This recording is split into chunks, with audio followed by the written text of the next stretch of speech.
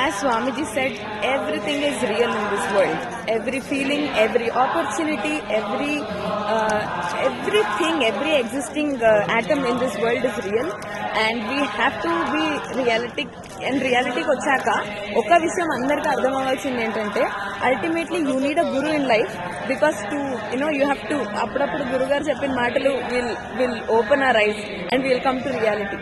I really thank Swamiji for giving us the beautiful message. And మాకు life లో గురువు ఒక ఇంపార్టెన్స్ ఎందుకు, అసలు గురువు ఎందుకు కావాలి అని ఇప్పటి వరకు ఇలా ఎవరు చెప్పలేదే, గురుగారు చెప్తే ఇలా ఉంటుంది అని అనిపించేలా చేసినందుకు we thank Swamiji. And ultimately గతులన్నీ ఖిలమైన కలియుగమందును గతి గీతడే చూపే ఘన గురు దైవము ఈతని కరుణయేగా ఇలా